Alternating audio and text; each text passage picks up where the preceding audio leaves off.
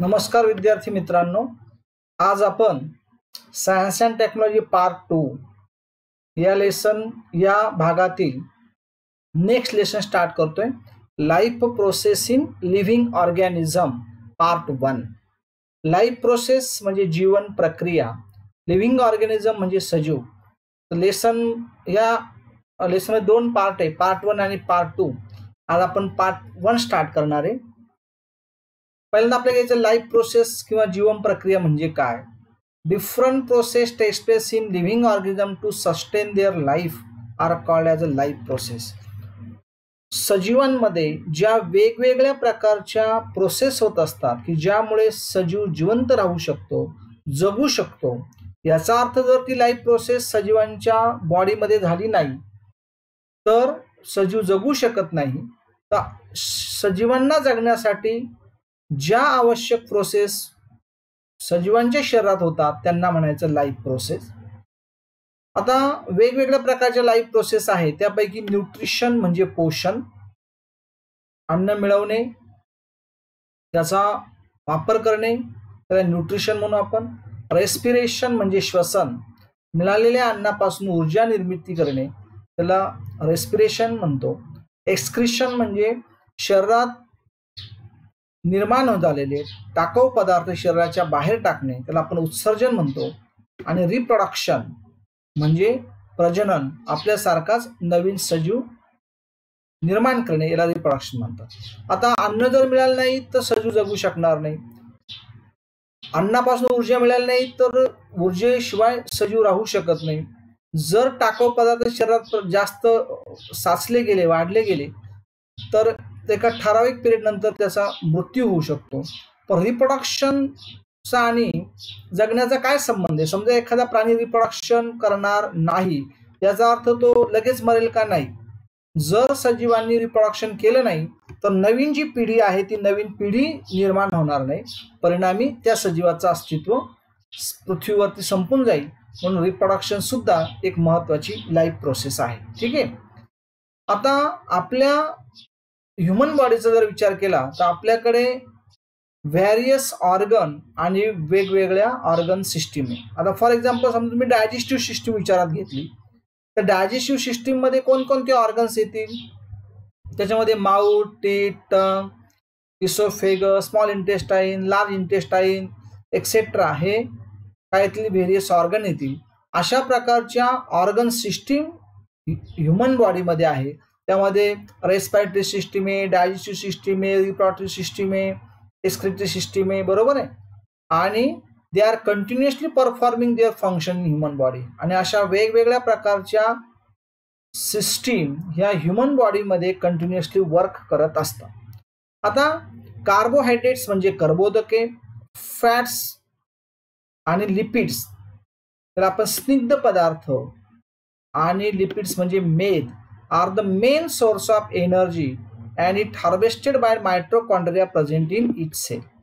आता ह्युमन बॉडीला मिळणारी जवळपास 80% पर्यंतची ऊर्जा ही कार्बोहायड्रेट्स पासून मिळते. तर उरलेली ऊर्जा ही फॅट्स आणि लिपिडच्या सोर्सेस मधनं मिळते.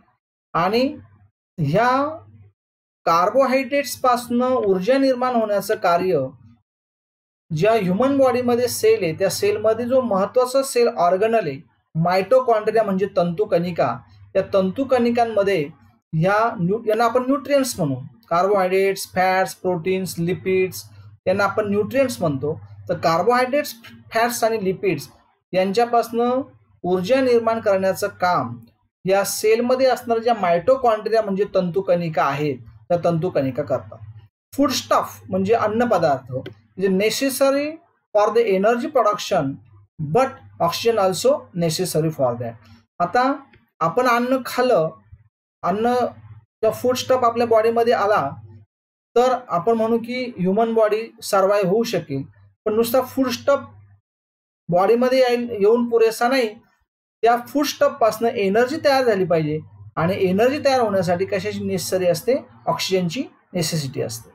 ऑल दिस ट्रान्सपोर्टेड व्हाया सर्क्युलेटरी सिस्टीम.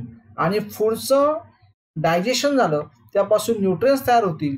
ते न्यूट्रियन्स ब्लडमध्ये ॲब्झॉर्ब होतील आणि ब्लडमधनं ते वेगवेगळ्या सेलकडे, वेगवेगळ्या ऑर्गनलकडे, वेगवेगळ्या टिश्यूकडे ट्रान्सपोर्ट केले जातात. तर हे ट्रान्सपोर्ट करण्याचं काम ह्युमन बॉडीमधलं ब्लड म्हणजेच सर्क्युलरी सिस्टीमचा पार्ट करेल.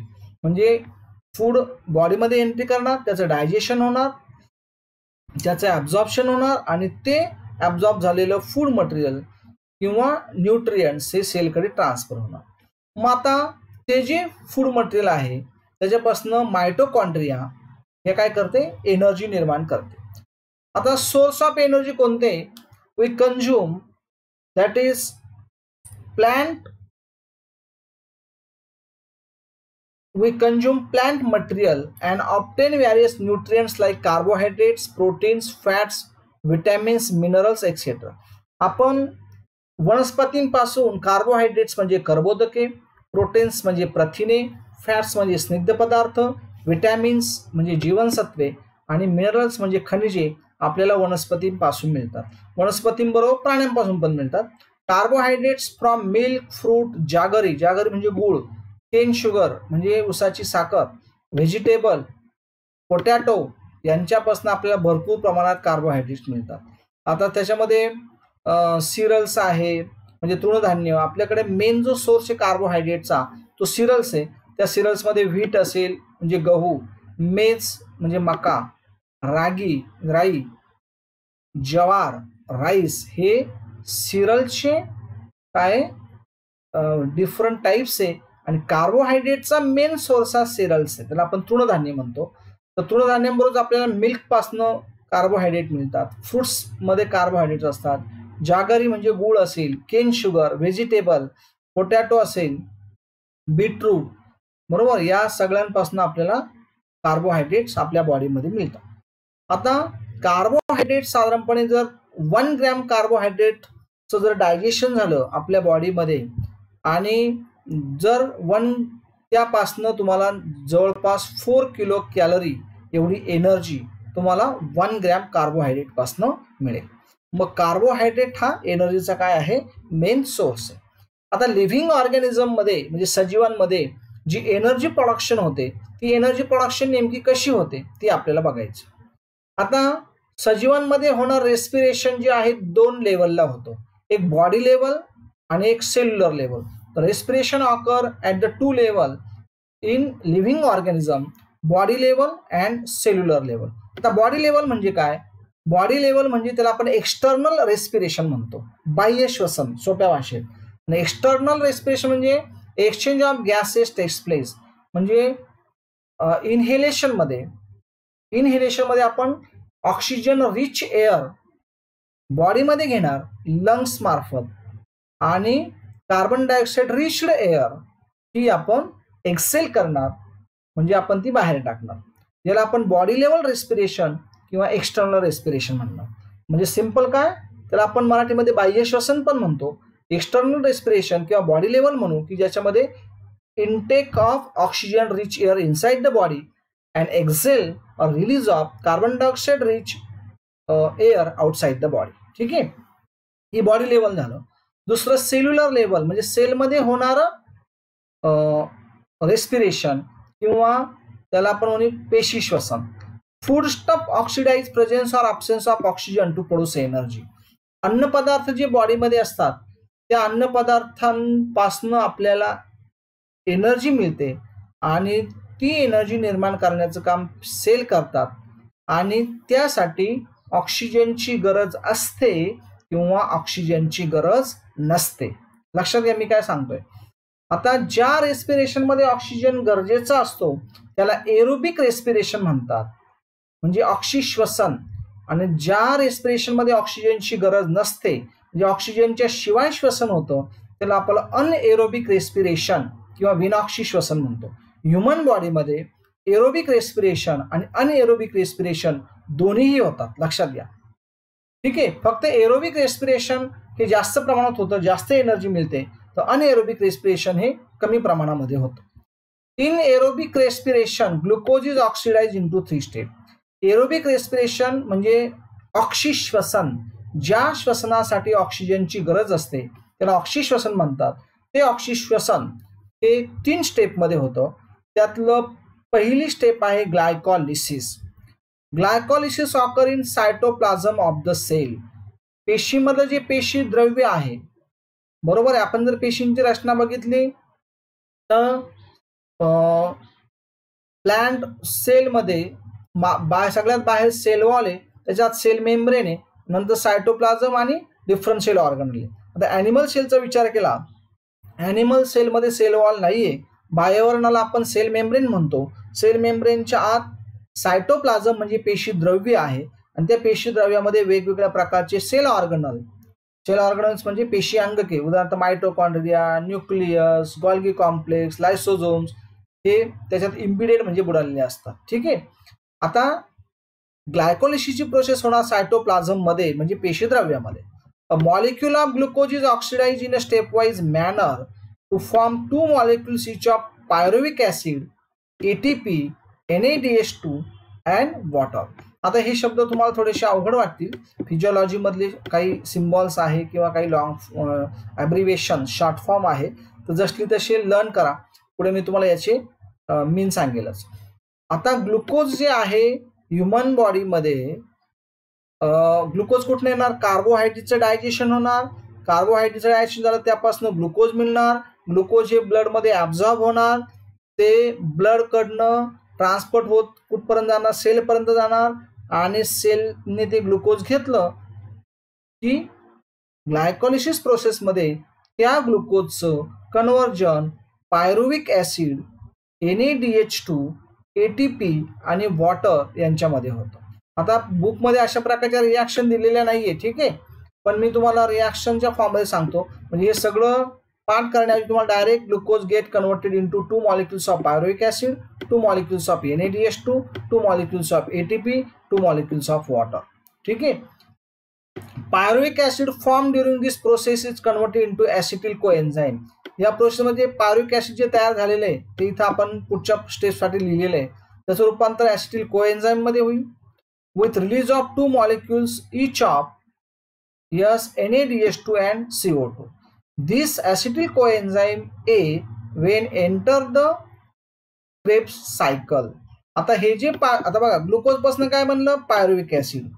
पायरुविक ॲसिडचं कन्व्हर्जन होणार 2 मॉलिक्यूल, कोणते? ॲसिटिल कोएन्झाईम A, नंतर 2 मॉलिक्यूल NADH2 आणि 2 molecule carbon dioxide.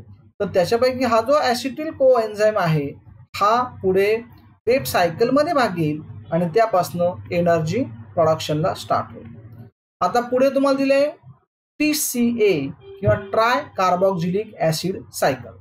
Both molecule of acetyl coenzyme already आपण डिस्कस केलंय. ॲसिटिल कोएन्झाईमचे 2 मॉलिक्यूल्स फॉर्म होतात. Both molecules of acetyl coenzyme enter the mitochondria. Mitochondria म्हणजे ते तंतुकणिकेमध्ये प्रवेश करतात. त्याच्यामध्ये अनेक सायक्लिक चेन रिॲक्शन होतात, ज्याला आपण चेन रिॲक्शन म्हणू. Cyclic chain of reaction called as a tri carboxylic acid cycle, याला shortcut TCA tri carboxylic acid cycle म्हणतात, which is operated on it the mitochondria. मायटोकॉन्ड्रियामध्ये प्रोसेस स्टार्ट होईल. Acetyl part of acetyl coenzyme A. Acetyl कोएन्झाईमचा जो acetyl part आहे त्याचं completely oxidation होईल आणि त्याचं पूर्णपणे ऑक्सिडेशन होतं. Cyclic process and molecules of carbon dioxide, water, NADH2, FADH2 are derive म्हणजे ते प्रोड्यूस होते.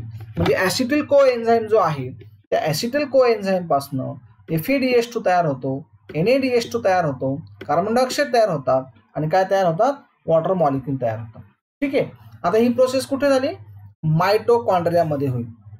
मायटोकॉन्ड्रिया आणि क्रेब्स सायकलची डायग्राम आहे. आपण ज्या नोट्स तुम्हाला देणार आहे त्या नोट्समध्ये तुम्हाला ही डायग्राम आहे. आपल्या बुकमध्ये जी डायग्राम आहे त्या बुकमध्ये हे नावं त्यांना दिलेली नाही, ही नावं तुम्हाला लिहायची, पण नोट्समधनं ही तुम्हाला डायग्राम दिलेली आहे. तर पायरुविक ॲसिड, बरोबर, त्याचं कन्व्हर्जन कशामध्ये होईल? ॲसिटिल कोएन्झाईम. आता फॅटचं डायजेशन होऊन फॅटी ॲसिड बनतं. फॅटी ॲसिडचं पण काय बनतं? ॲसिटिल कोएन्झाईम बनेल. ॲसिटिल कोएन्झाईम कशामध्ये एंटर करेल? क्रेब्स सायकलच्या प्रोसेसमध्ये एंटर करेल. त्यापासून तयार होतो NADH2, कार्बन डायऑक्साईड आणि FADH2. म्हणजे NADH2, FADH2 आणि कार्बन डायऑक्साईड फॉर्म होतील. हे मायटोकॉन्ड्रियाचं स्ट्रक्चर आहे. तर NaDH2 FeDH2 कार्बन डायऑक्साईड असे मॉलिक्यूल हे फॉर्म होते. ठीक आहे. आता पुढे आहे electron transfer chain reaction. Electron transfer chain reaction त्याला आपण क्रेब्स सायकल विथ रिॲक्शन म्हणू. TCA हे ट्राय कार्बोक्सिलिक ऍसिड सायकल और Krebs cycle is the second step of aerobic respiration. हे आता सेकंड स्टेप आहे. ती कुठं होते? It occurs in mitochondria. Already आपण डायग्राम बघितलेली. 2 molecules of acetyl coenzyme A produced from pyruvic acid. Already आपण डिस्कस केलंय. कोणत्या प्रोसेस तयार होते? ग्लायकोलिसिसने. ग्लायकोलिसिस कुठे होते? सायटोप्लाझम मध्ये. ती कुठे एंटर करणार? यस, मायटोकॉन्ड्रियात एंट्री करणार. The acetyl group of this molecule is completely oxidized through the cyclic process. The product formed during the tricarboxylic acid cycles are CO2, COA, that is acetyl coenzyme, adenine triphosphate म्हणजे ATP molecule जे energy source आहे, NaDH2 आणि FeDH2 तयार होते.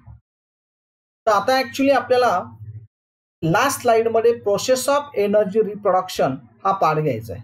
ठीक आहे. आता आपल्याकडे एनर्जीचे सोर्स आहे. ते एनर्जीचे सोर्स मी तुम्हाला सांगितले कार्बोहायड्रेट्स आहे, लिपिड्स आहे, फॅट्स आहे. ठीक आहे. प्रोटीन्स एनर्जीचा सोर्स नाहीये फारसा. प्रोटीन पासून फारशी एनर्जी मिळत नाही. प्रोटीन हा बॉडी बिल्डिंगचं काम करेल. आता समजा आपल्या बॉडीमध्ये आपण कार्बोहायड्रेट्स आले कशामार्फत? आहारामार्फत. आणि कार्बोहायड्रेट्सने ग्लायकोलिसिस प्रोसेस ही कुठं झाली? सायटोप्लाझम मध्ये. त्यापासून तयार झालं पायरुविक ऍसिड. त्यापासून ऍसिटिल कोएन्झाइम. ऍसिटिल कोएन्झाइमने कुठे एंट्री केली? Krebs cycle, mitochondria. त्यापासून तयार झाला कार्बन डायऑक्साईड, वॉटर मॉलिक्यूल आणि एनर्जी. ही आतापर्यंतची जी प्रोसेस मागच्या स्लाइड मध्ये आपण बघितली ती ही होती. ठीक आहे. मी तुम्हाला सांगितलं जसं कार्बोहायड्रेट्स पासून आपल्याला एनर्जी मिळते तशी लिपिड्स पासून पण एनर्जी मिळते. लिपिड्स तुम्ही ऑब्लिक फॅट पण लिहा, कारण फॅट्स आणि लिपिड्स यांचं डायजेशन झालं ह्युमन बॉडीमध्ये का त्यापासून फॅटी ऍसिड्स मिळतात आणि फॅटी ऍसिड्स पासून डायरेक्ट काय मिळतात? ऍसिटिल कोएन्झाइम. ही प्रोसेस ग्लायकोलिसिस आणि पायरुविक ऍसिड प्रोसेस होत नाही. डायरेक्ट त्याच्यापासून ऍसिटिल कोएन्झाइम मिळतं. ऍसिटिल कोएन्झाइम मायटोकॉन्ड्रियामध्ये क्रेब्स सायकलमध्ये एंट्री झाली तर त्याच्यापासून काय मिळतं? कार्बन डायऑक्साईड, वॉटर आणि एनर्जी प्रोड्यूस होईल. ज्याप्रमाणे फॅट आणि लिपिड पासनं एनर्जी मिळते, कार्बोहायड्रेट पासून एनर्जी मिळते, त्याचप्रमाणे प्रोटीन्स मध्ये सुद्धा अल्प प्रमाणात, अगदी कमी प्रमाणात एनर्जी मिळते. प्रोटीनचं बॉडीमध्ये प्रोटीनचं डायजेशन झालं की अमायनो ऍसिड्स तयार होतात आणि त्याला अमिनो आम्ल म्हणतो आपण. त्या अमिनो ऍसिडचं कन्व्हर्जन ऍसिटिल कोएन्झाइम्स मध्ये होतं. ऍसिटिल कोएन्झाइम्स एंटर केलं क्रेब्स सायकल मध्ये तर तुम्हाला परत कार्बन डायऑक्साईड, वॉटर आणि एनर्जी मिळते. ही प्रोसेस कुठे होते? मायटोकॉन्ड्रियामध्ये होते. आता आपल्या बॉडीला मिळणारा मॅक्झिमम एनर्जी कार्बोहायड्रेट पासूनच मिळते. पण जर बॉडीमध्ये कार्बोहायड्रेट्स कमी झाले, कमी पडले तर आपल्या बॉडीमध्ये जे फॅट्स, स्निग्ध पदार्थ आहे, मेद आहे, त्याला आपण चरबी म्हणतो. बॉडीमध्ये फॅट, जे लोक फॅट असतात, जाड असतात, त्यांच्यामध्ये हे लिपिड्स आणि फॅटचं प्रमाण जास्त आहे. अशा फॅट्स आणि लिपिड पासनं जर कार्बोहायड्रेट कमी पडलं तर फॅट्स आणि लिपिड डिझॉल्व्ह होतात आणि त्यांच्यापासून आपल्याला एनर्जी मिळते. त्याचप्रमाणे जर कार्बोहायड्रेट कमी पडलं बॉडीला तर आपल्या बॉडीमध्ये जर काही प्रोटीन्स असतील तर त्या प्रोटीन्स पासून आपल्याला एनर्जी मिळते. पण मेन सोर्स हा कार्बोहायड्रेटचाच आहे. समजा एखाद्या वेळेस तुम्ही आता कार्बोहायड्रेट म्हणजे तुम्ही तृणधान्य, भात, पोळी, भात किंवा असे प्रकारचे पदार्थ, बाजरी, ज्वारी आहारामध्ये कमी पडले थोडक्यात तर तुमच्या बॉडीमधले लिपिड्स एनर्जी प्रोड्यूस करतील आणि प्रोटीन्स एनर्जी प्रोड्यूस. पण प्रोटीनचं मेन फंक्शन हे बॉडी बिल्डिंग आहे, शरीराला आकार देणं, शरीराची बांधणी हे काम आहे. त्यामुळे कार्बोहायड्रेट्स कमी पडले तर प्रोटीन वापरले जातील. त्यामुळे कार्बोहायड्रेट्स पण योग्य प्रमाणात आहारात पाहिजे, कारण प्रोटीनचा बचाव व्हावा म्हणून. ठीक आहे. तर आपण आजच्या लेक्चरमध्ये क्रेब्स सायकल थ्रू आपल्या बॉडीमध्ये एनर्जी कशी तयार होते हा पार्ट घेतला. ओके.